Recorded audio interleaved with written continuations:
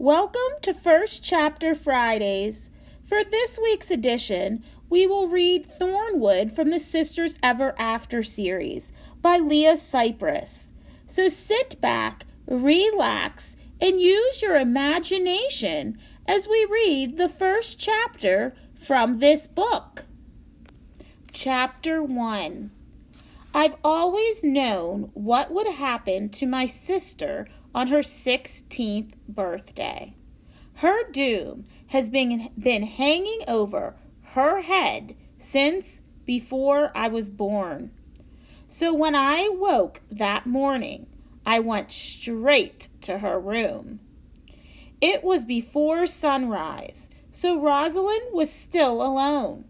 Soon everyone would descend upon her, her ladies in waiting, our parents, the royal wizard. This was the day she would be struck down by her curse, the spell that even more than her astonishing beauty made her the center of attention everywhere she went. Today would be like every other day of her life, except a million times more intense.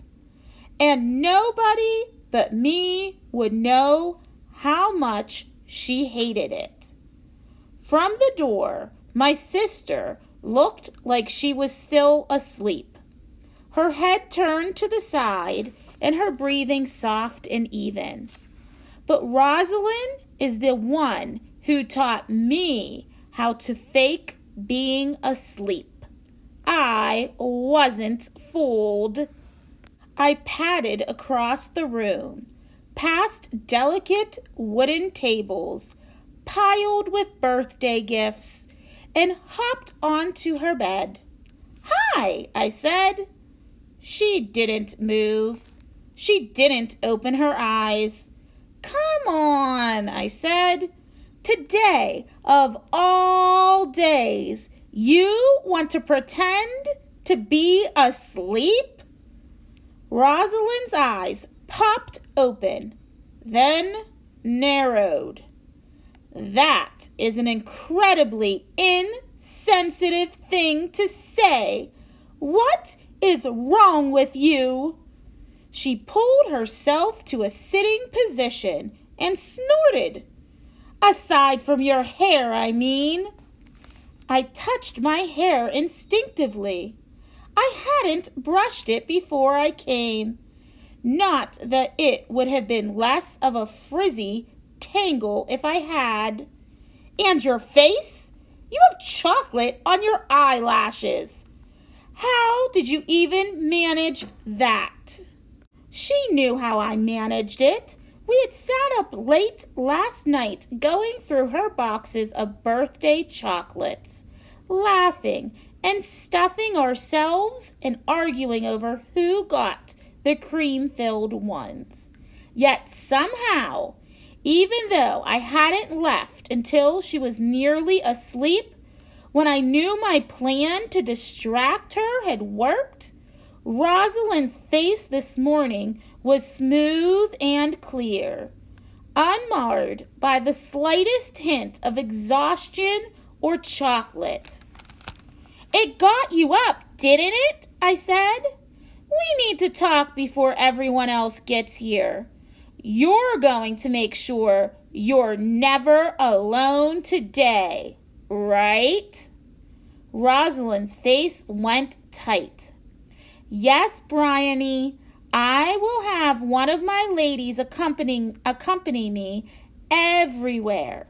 I'm sure that's all it will take to defeat a fairy curse." I winced.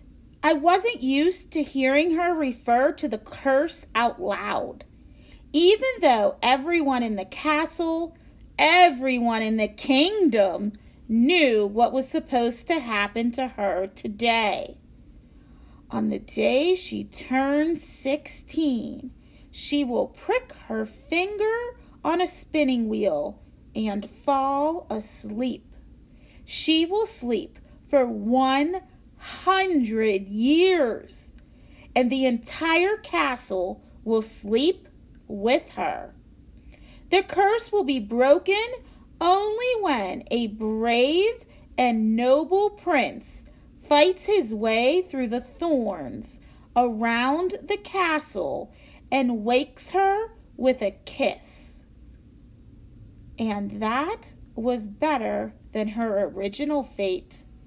The curse the fairy queen had put on my parents long ago had said that her firstborn daughter would be beautiful, but would prick her finger and die on her 16th birthday.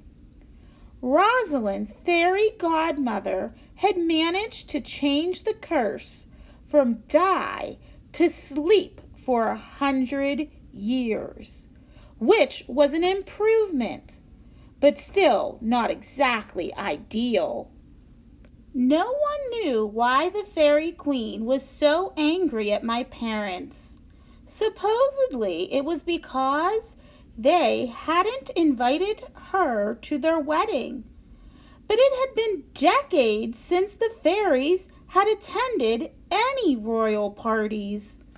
According to court minstrel, it was the fairy queen herself who had commanded that all fairies withdraw from the human world and stop meddling in human affairs. My parents had assumed inviting them was just a formality, and they hadn't gotten around to it. And then the fairy queen had taken offense and cursed their first child.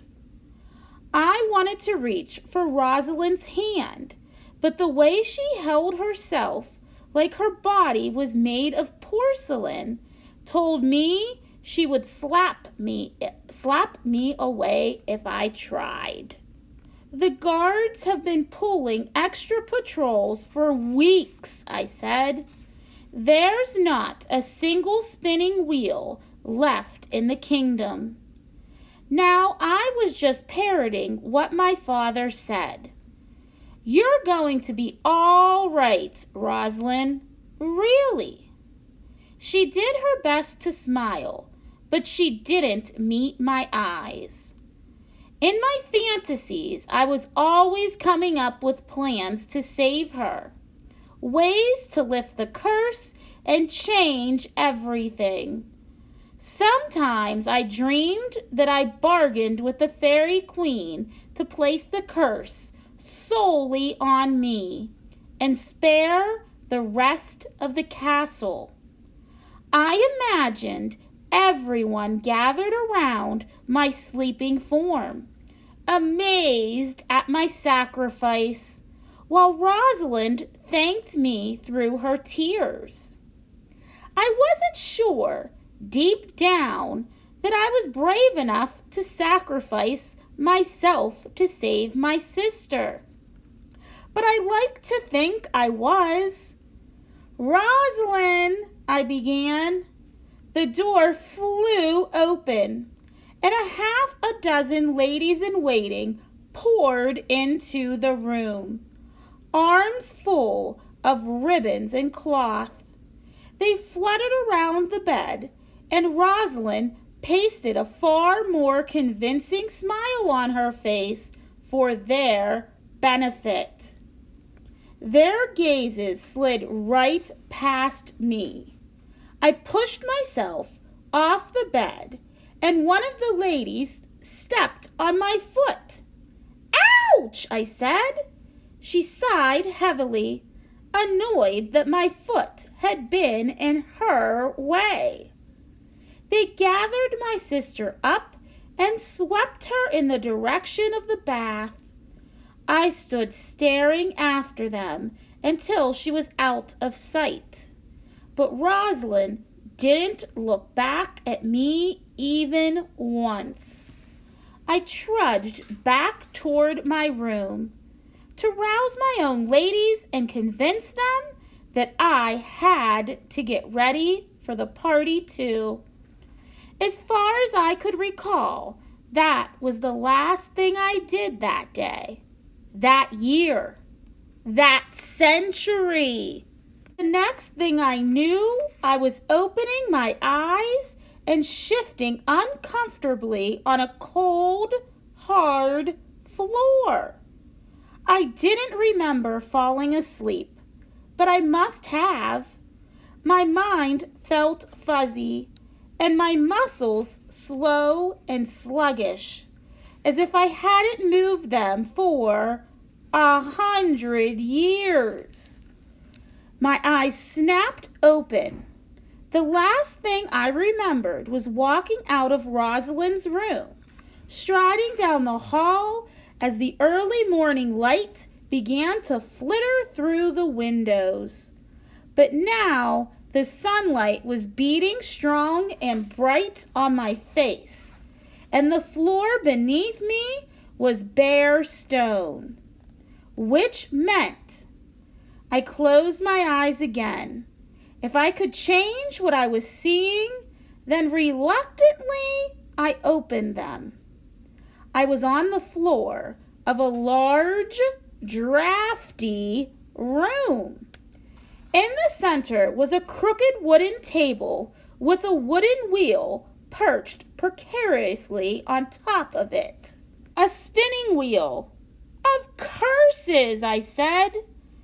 That sort of language would have gotten me yelled at, even though it was the literal truth, if anyone else had been in the room.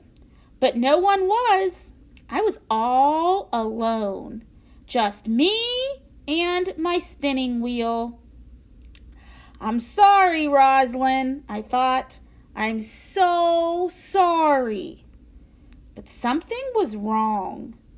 Even more wrong than the obvious. If this had happened because of the curse, it should have been Rosalin here. Why was I in the room with the spinning wheel? Where was my sister? A chill slithered up my spine. I turned my hands over and checked all my fingertips. No blood. No sign of a prick. They were my own stubby, scratched fingers. These weren't the fingers cursed to be pricked. I had no curses hanging over my head, and no blessings either. I should have been waking up in my bed, or in the courtyard, or in the kitchen, or on the roof of the stables. Any of the places where I spent my time. Instead, I was in a living room I had never seen before, with a very large, very illegal spinning wheel casting a shadow on the floor. And I couldn't remember how I had ended up here. Fear climbed up my throat. I tried to swallow it and managed to reduce it to a churning sense of wrongness in my chest. It made it a little hard to breathe, but at least it was possible to think. Clearly, the curse had struck, and just as clearly, it was now over. If I was awake, the prince must have come, and that meant everyone was awake, including my sister. I had to find her. I got up, and my muscles creaked painfully, like I had been in the same position for hours and hours. How many hours were in 100 years? 24 hours a day multiplied by... Not now, I told myself firmly, and started toward the door. I wasn't sure what made me look back. Maybe a sound, maybe an instinct, maybe habit. I had a tendency to lose things, so I always tried to look beneath me before I left a room. There was a woman sitting at the spinning wheel. That's all for this week's First Chapter Friday. I hope you enjoyed the first chapter of Thornwood. Stop into the library to pick up the book to see how the story ends. Thank you for joining us for this week's edition. I hope you join us next time.